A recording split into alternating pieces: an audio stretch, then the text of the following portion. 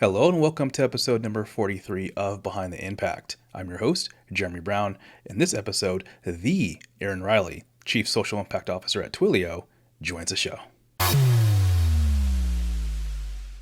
Erin, welcome to Behind the Impact. Great to be here. Thanks for having me. I have been looking forward to this day for the longest time now. I feel like there's so much to unpack with Twilio and everything that you're doing with Twilio.org. And, I mentioned it last week that for me and many practitioners, Twilio and everything that your team does is like on the Mount Rushmore of companies who do impact, in my opinion, the right way and the sustainable way. And we'll get into that.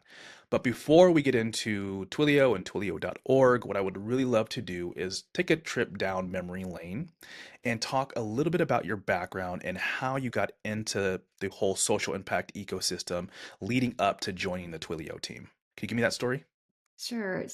I would say my life-changing moment was when I was sitting across a stream on a 3-week backpacking trip in the wilderness, and it was a research trip. And I was feeling so content and fulfilled and at peace. And I thought there would be less conflict, more harmony, just less hate, if people were connected to the natural wilderness more. And I was out there doing research, so I thought, I could actually have a career in this. And so at that point, started pursuing an environmental career. And as I progressed in that, I saw more and more that there was a force in this world that was very powerful. And for better or for worse, I think that capitalism is one of the most powerful forces in our world. And I got clear that I wanted to use that most powerful force in the world to protect the things that I care about, which was and is um, the environment and communities. And so that then took me more toward being in business. And then I also got really clear and experienced the massive scale of impact of technology, and what we could do fairly quickly to reach hundreds of millions of people through technology and help evolve their behaviors to be more toward protecting the environment and communities. And so that's what then led me toward technology. I worked at Yahoo, then at Google, and now at Twilio. So that, really led me toward the social impact sector. When you did the research and then eventually decided to start a career in corporate impact, was corporate impact an important thing for corporations at that moment in time, or was it more emerging? It was not a thing at all. Yeah, I mean, there was a lot of skepticism from people who knew me and were close to me in actually being in this field. They just didn't think it felt like a meaningful field or an established field. And so, yeah, it didn't exist much at all.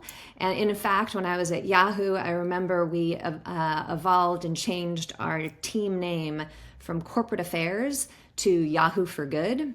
And that was sort of revolutionary because it was saying, hey, it's not this old pattern of community fairs. This is something new and different and strategic in how we try and use the company's resources to make a difference. And none of the current terms for that type of a field, we weren't satisfied with them. And so that's why we sort of made up this new thing, which was Yahoo for Good, or new name. So yeah, it wasn't much of a field when I started in this field. Well, let's unpack that a little bit because what I'm sensing from you is early on in your career, this really deep belief in corporations doing good. And at that moment in time, as you alluded to, it really wasn't a thing. What gave you the confidence to know that this is something that's important and that corporations need to take seriously? Because right now, there's so many practitioners that are at companies that they don't have full executive buy-in, or their colleagues might see their work as kind of squishy or kind of a nice to have. What gave you that confidence back then? Yeah, I when you say squishy, I get it. I definitely had my share of folks in my early days saying things that felt like they were saying, "Oh, you have such a fun job or such a cute job." And this is a hard job, and it's an important job. But I see it as sort of an evolution. I think that there's been sort of three eras of social impact. The first is the philanthropic era. So that was the go make a bunch of money and then do a little good afterwards, no matter how you made that money, do some good afterwards. And then there was the era of corporate social responsibility, which helped a bit more in that it was trying to do the good at the same time as the company was out there creating the impact in the world. And so, in that sense, that was a evolution, but it also suffered from this model where it often is siloed and off to the side and not really integrated into the core value and revenue generation of the company. And so I think we're now in the era of integrated impact, where you are integrating the social impact and how you can do that with the way that the company is generating revenue and profit, so that they're more interlinked, and it feels more a part of the company rather than a silo off to the side. And so that gives me more confidence. I feel as though and I've seen and experienced that when it is aligned to the core value that the company provides in this world, it grows faster. It is not something that is the first thing that gets cut when things are hard, because it's already sort of riding on that momentum and accelerating that momentum, and is essential to the company as well. And going back to your time at both Yahoo and Google, what were some of the lessons that you learned about how to build a function, an impact function that is integrated into the business? Yeah, because it's fun to talk about Twilio, and I could talk about that all day about integrating it there. But it isn't only that model. We can talk about it in that form, but there were other ways to do that too. So, for instance, at Yahoo was a content company, and so we found ways to create environmental content. In fact, we had the largest green website on the internet at the time. So, content that was environmental, tried to help people make changes in their lives to be more environmental. And then we made revenue by having some of the advertisers who wanted to be aligned with that type of messaging to be advertising next to that content. So that was a way of creating this environmental content, trying to influence people in their practices to be more environmental, and also generate revenue so that it created more of a value and impact for the company's business as well. And then actually, I'll use an example even way before that, which is I was at Nike for a few months as an intern.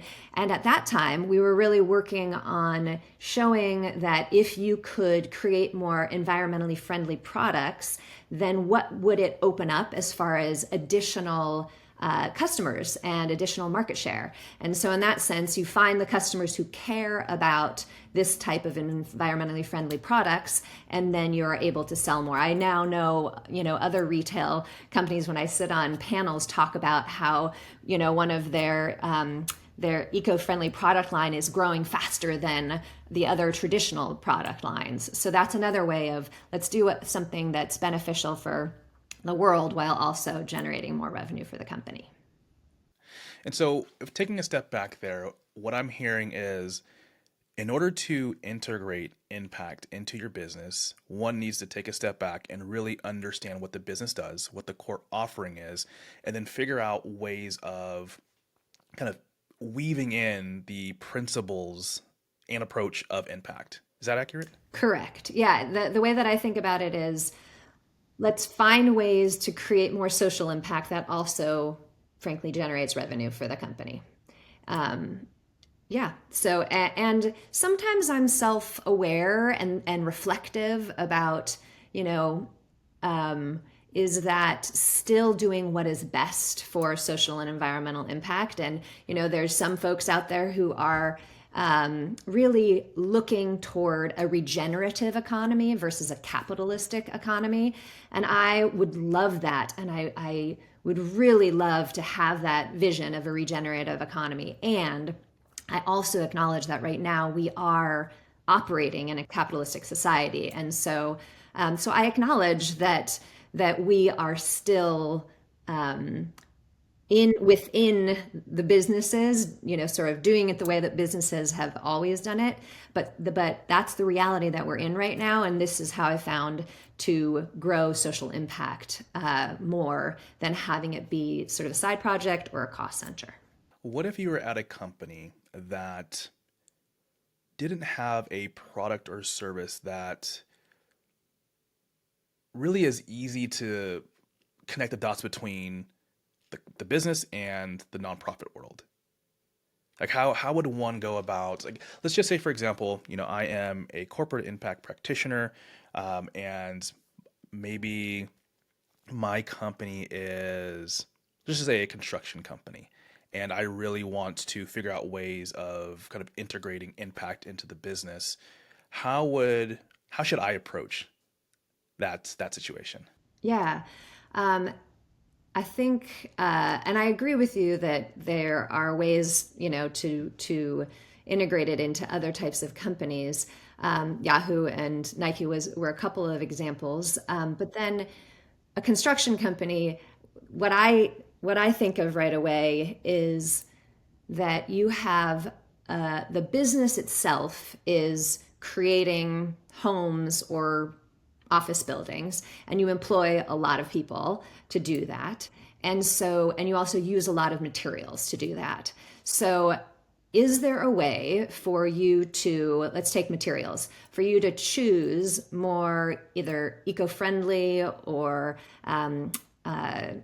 more fair trade sourced products in the construction of that building or house? And then is there a way for you to make more money that way as well? So, for instance, if you did that and appealed to a different set of customers, either business, if you're doing, the types of buildings, there's a lot of LEED certification, those types of things. And there's a lot of companies out there who have their own eco and climate change goals. And so therefore you could appeal to those types of customers. Or for homes, look for some of those home buyers who care about the impact of what they are living in on their health and the environment. That would be one example. And then also thinking about labor and how is there a way for you to be employing people in a way with fair practices that also give you a better product, a more consistent person who's there working, like they're able to take care of their life and their health and other things like that. So therefore you don't have as high of turnover. And so therefore that's another example of doing the right thing actually helps the business as well. Well, anybody listening that is working at a construction company, there is your blueprint. Be sure to give Erin a shout out because that was super helpful. I mean, it's a fun game to play, right? When I got to Twilio, I used to play the game of any company or organization could use our communications technology, and we'd find ways to do that. But now I like to play the game you just did, which is, all right, give me any company and let's figure out how to do good in the world while also helping build more revenue and profit for that company. And I feel like the reality too is sometimes you're gonna swing and miss, right? It's more about like trying something to see what works, and if it doesn't work, then obviously pivoting into something else. Correct, yes. Well, that's a good segue into Twilio and also Twilio.org. Let's talk a little bit about Twilio. What is Twilio for those who may not have heard of the business? Sure. Twilio's vision is to make all digital interactions amazing. And Twilio.org's vision is to make all those amazing digital interactions serve to help people in their lives. And so Twilio, to give you a little bit more about what Twilio is, we provide lots of different digital engagement products. So whether it's voice, video, email, WhatsApp, you name it, it's a way for brands and organizations to connect with their customers or the people that they serve.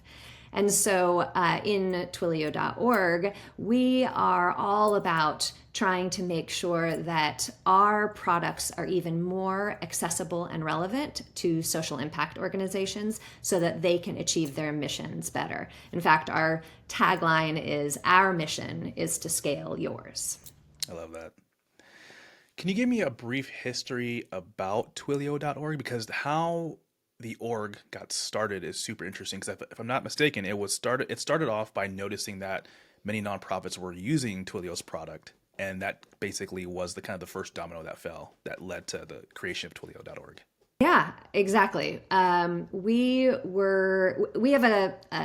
have a value here at Twilio called "Wear the Customer's Shoes," and what that really means is we're really understanding our customers. We're paying attention to what they're doing. We're serving them.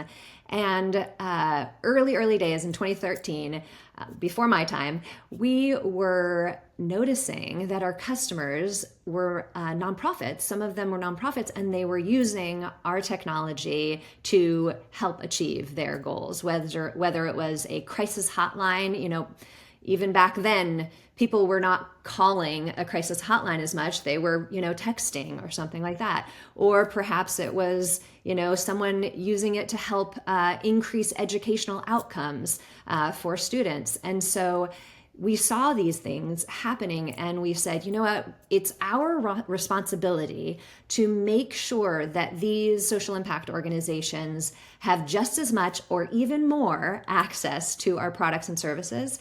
So that's when, at that point in time, we started providing discounts and credits for nonprofits to use our products and services. And Twilio.org also generates revenue for the overall business, correct? Correct, yes.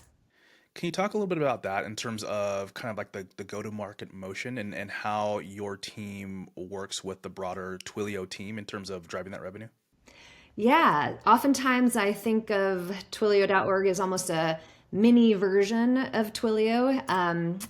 That is specifically focused on making our products and services more accessible and relevant to social impact organizations. So you mentioned on the sort of go-to-market side, we have a sales team, we have a marketing team, a sales engineering team, we have an operations team looking at what we need to get done. So in all of those ways, we're trying to reach social impact organizations, let them know that this technology is available to help them achieve their missions, and then make it easier for them to adopt and use it. So that's our sort of go-to-market function. And then we also have our social environmental impact area, which has folks focused on climate change and ESG and philanthropy, employee donating and volunteering, crisis response. So we also have many of those core functions of what you'd think of as corporate social responsibility as well. Was that always the case for .org in terms of generating revenue, or did that come later in the org's kind of existence? It has always been part of Twilio.org to generate revenue. Before I got here, there was a halftime or two. There were, I think, two halftime folks on the sales team who were looking after social impact organizations. But then when I joined, there were three of us at that point in time. And right out of the gates, we started hiring sales and marketing people. And in fact, one of those first three folks when I joined was focused on the go-to-market motion. And I loved the charts in those early days because you saw the revenue growth from that side of the business of helping social impact organizations go from sort of like just ticking along to just skyrocketing, because what we did was create a dedicated, focused support and expertise in reaching nonprofits, which meant that we did better at connecting with those organizations and serving them. So many practitioners are trying to do exactly that in terms of generating revenue and really trying to make the role of impact stickier. If you were to give advice to practitioners out there that are at that moment in time where they're trying to figure out, okay, how do we generate revenue from our impact efforts and in some meaningful way that moves the needle for the business in some meaningful way, what advice would you give those leaders? My advice to those leaders would be to pay a lot of attention and really understand the business of that company and understand how they're making revenue and profit, and then figure out how you can do something that provides positive social environmental impact that also generates revenue and profit. And then next would be, once you figure that out, then hire subject matter experts in those areas. We've talked about my Yahoo example. Like, we hired content experts because that's the business of Yahoo. And at Twilio, as I mentioned, we hired sales and marketing experts who really understood the social impact sector as well as understood our Twilio technology. What are some of the metrics that you and your team look at to kind of gauge the impact and also the success of the impact that you're making? And what are some of those metrics that you also report to the wider team at Twilio? Yeah, one of the metrics that we are very accountable for is our revenue and revenue growth numbers.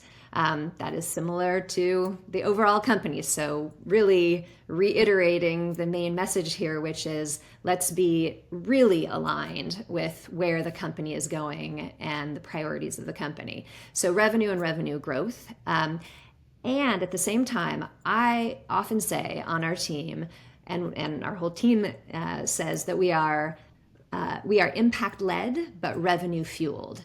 So even as we are being accountable for revenue and revenue growth, we're super clear that that is always happening by providing more and more value to nonprofits and government customers globally.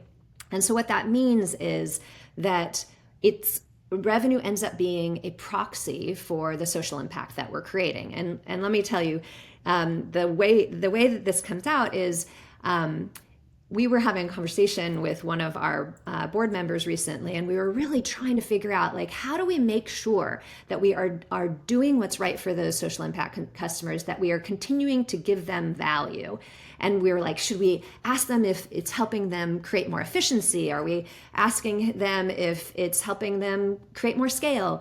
And he had such an insightful point. He said, well, if your customer gives you an incremental dollar, then it means that you are giving them an incremental amount of value. So we use that very clearly as it's not revenue and profit for just profit's sake. It's actually in service of continuing to do what's right for social impact organizations so that they can accomplish their missions.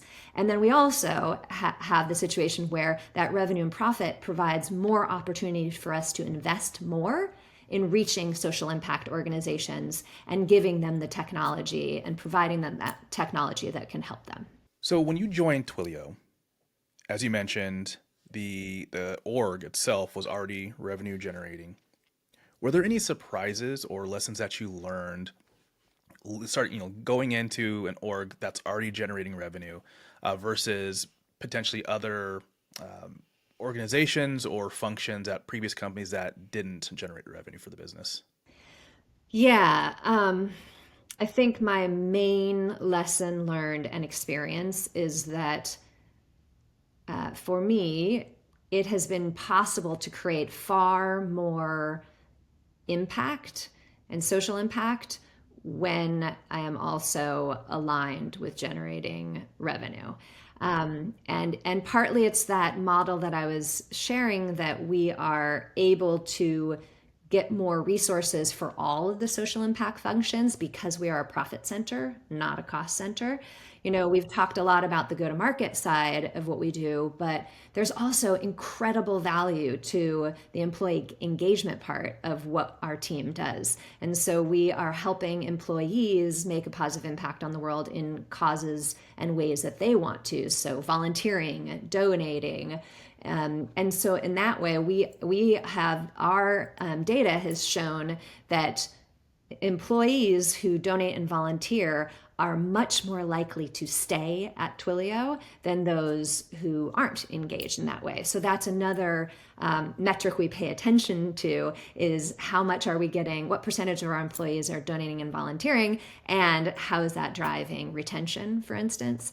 So in that sense, I think some lessons learned and experiences are, it is also about being a profit center, but then also making sure that we're continuing to invest in things. For instance, the engaging of our employees and also our philanthropy. So we also do provide grants to social impact organizations as well. Besides the employee engagement piece as well as the revenue generation, are there any other areas that you see? It could be at Twilio or maybe conversations you've had with other leaders where impact has had a material impact on other parts of the business. Yeah, I mean, at Twilio, I often say that our organization provides that revenue and profit, but then also provides an increase in our brand affinity, and then also creates employee engagement and retention. And so, just to double click a little on that brand affinity, a lot of our customer stories are easier for people to understand, and they also have an emotional connection. And our head of brand marketing here at Twilio often shows the stats on when a person or a customer feels a strong emotional connection, then they are willing to buy more from a company. And so, the customers, when we can provide those to our overall brand story, it provides a value in that sense as well. Yeah, I mean, I think the stories and really holding up our customers as our heroes is critical to the value that we're providing overall. I just have to tell a customer story if I can. I was in conversation with Child Helpline International a couple weeks ago, hearing about how so if you think of Child Helpline International as almost the 911 helpline for kids in many countries of the world where there isn't those types of hotlines, and they've turned it from being just a one person, maybe sometimes picking up a phone if that call comes through, to being entirely digitally enabled so that they can help so many more kids. And so he told me that Child Helpline Zambia had an experience where there was a truckload of kids who had been loaded into this truck in Malawi and Mozambique, supposedly bound to get jobs in Zambia. But unfortunately, after a bit of time, things looked like they were not going well because they were not being fed and they were not getting water in that truck. And so the kids realized this is not what we thought it was. And in fact, they were being trafficked on their way to South Africa. And one of those kids escaped from the truck and ran and called the number, because they knew Child Helpline's 116 number, and called it. And authorities were able to find that truck and rescue 20 children from being trafficked into child labor in South Africa. And those are the types of stories that hit your heart and are memorable, and remind us that our technology, yes, it can help you, maybe sell some more shoes, but it also is saving kids' lives so that they can continue to live free. So in that sense, I think that is another value, and help is by actually doing the right thing, you are then able to help people understand what your company does better and connect to it more. That's such a powerful story, and I imagine stories like that really motivate your team as a whole. Yes, yes. I mean, there's lots of literature, and I'm sure many of your listeners and viewers know these stats about how purpose in a job really creates more productivity, more commitment. You do better work. All these stats about that, and not just for my team, because yes, of course, every day they're helping social impact organization, but Twilio overall, reminding us all that this technology has a purpose and a good in this world. It means that it motivates all of Twilio's employees more as well. Powerful stuff. All right, let's take a quick step back and really look at the overall corporate impact ecosystem. Especially, this year we've seen quite a bit of layoffs in the sector. I've had conversations with a number of practitioners and leaders over the year. Frankly, there's a deep sense of kind of unrest and unease in regards to where the work is going and what's happening in the space. From your point of view, what are some of the things that practitioners need to keep in mind in order to kind of weather the storm and to navigate these kind of rocky waters? I think two things. One is make sure that you are creating social impact in a way that's aligned to the value that your company is driving in this world. Then it's, if you're doing that, then the company needs you and is going to rely on you. And also, you are providing whatever revenue, but also brand affinity and also employee pride and loyalty. And that is something incredibly unique at your company. But I will say, we have to remember it's not sufficient to hope that leaders in a company will do this out of the goodness of their heart. Like, especially when things are rough and you're looking at layoffs and we have shareholder obligation to do what's right for the shareholder.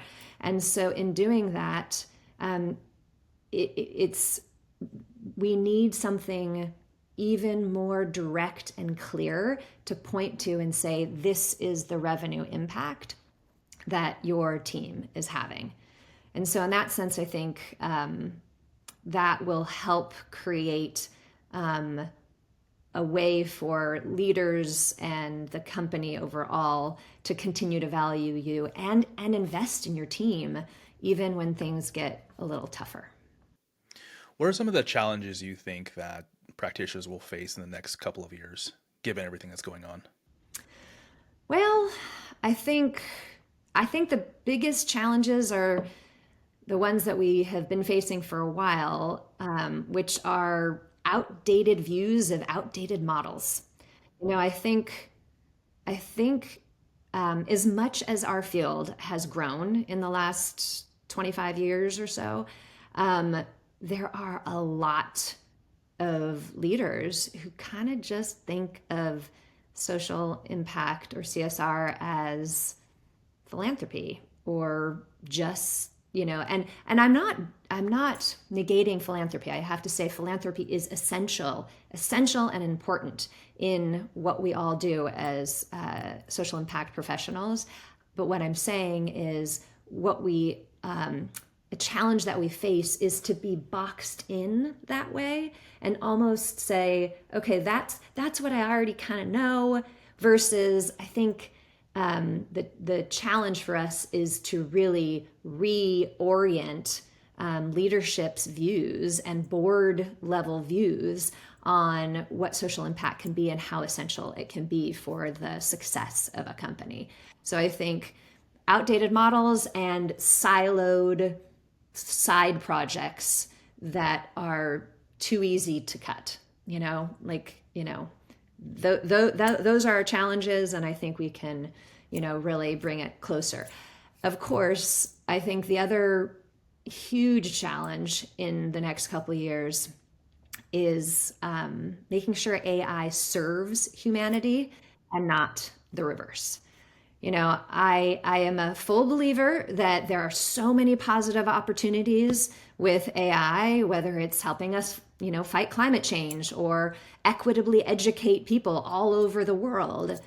But I also think that there is massive, massive real risk that we will be widening income disparity, or that we we need to elevate jobs rather than make them irrelevant, or we need to increase human compassion rather than just mimic it. So I think we as social impact professionals have a really tough job right now in trying to voice some of those concerns in a way that doesn't get disregarded as, oh, they just are those Luddites who are worried about, AI. Like this is very serious and very real, and I think it's overwhelming to everyone right now. But if we have the positions that we have of power in, especially in tech companies, then it is our responsibility to really be aggressively thinking and working together on what are we going to do so that we can make sure AI is serving humanity and not the reverse. And in a similar token, you mentioned the evolution of the sector.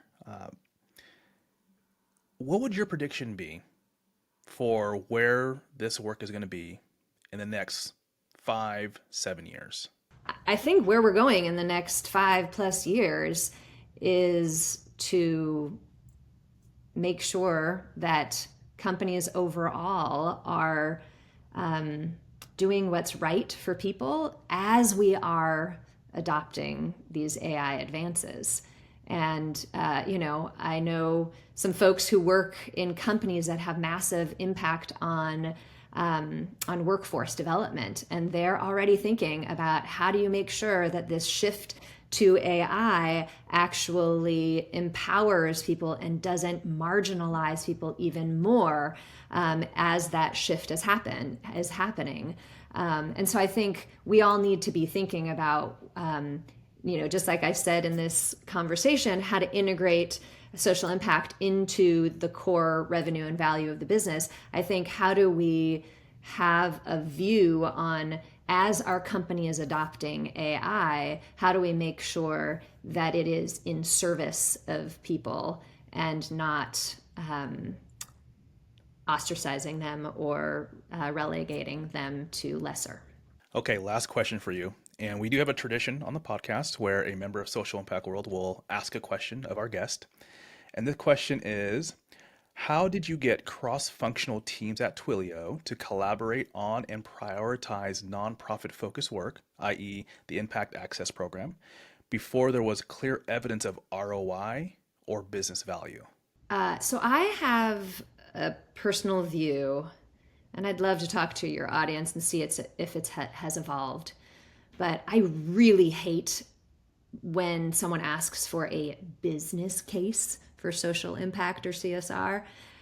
In my experience, when someone asks for a business case, it is just an excuse. They're looking to say no.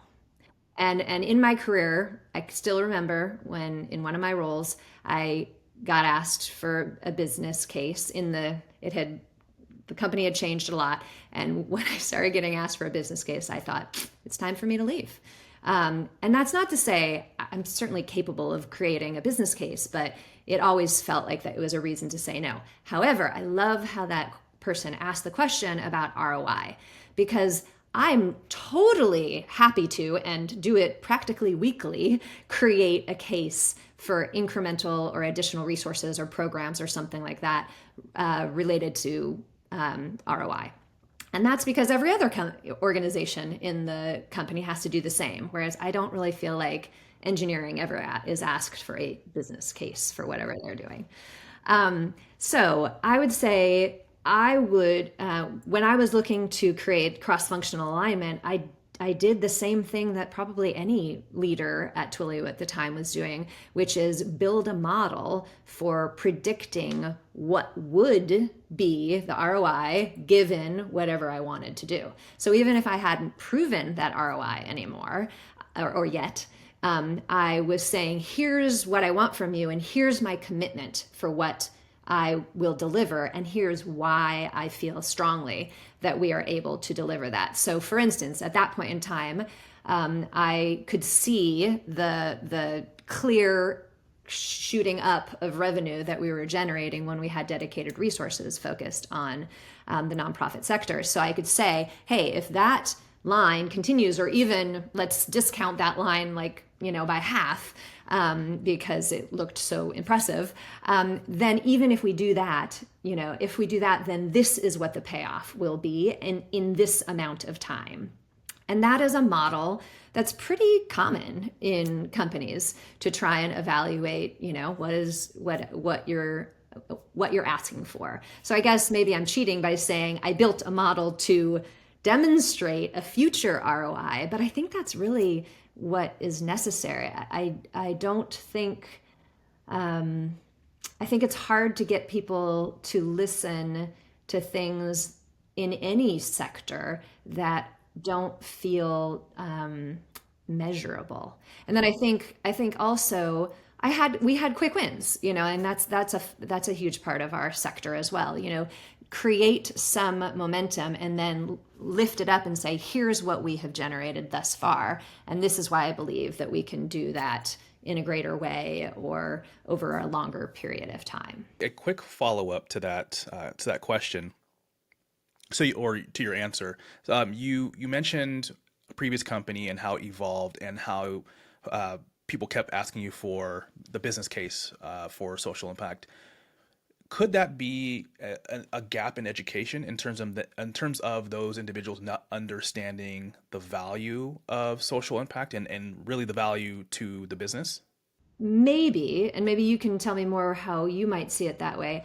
I think it might be a gap in, I think our sector actually willingly building those business cases versus saying, hey, I see those teams over there getting resources by creating a ROI model. I am going to shift whatever you think of as a business case into an ROI model. And that's why I said, Jeremy, like maybe things have evolved since I was being asked for business cases, because back then those business cases were filled with these stats and these percentages that were done with research and things like that, but were, I don't know, they were not very hard and fast. They were sort of generic, percentages, like, oh, generically, that it will increase brand benefit this much, or generically it will increase employee retention by this much. But instead, if you could translate some of those research bits and say, this is the average, metric of that sort, and I apply it to actually what I am going to produce. So let's say brand lift, and say, hey, I have this program that I want to do, and research out there says that in general, if there's an emotional connection to a brand, then you get 50% more sales or something. And say, based on that, I am now going to build a spreadsheet, I love spreadsheets, model that says, this is the amount of increased sales we will get if we do this program. And you're using that, what I used to feel was the generic sort of business case benefit that in my experience, executives would just sort of like nod, like with glazed eyes, but you translate it to our business and our revenue, just using that research as the where you got your assumption for a percentage. I love that. I 100% agree with you. Erin, thank you so much for joining me and for fielding all of my questions.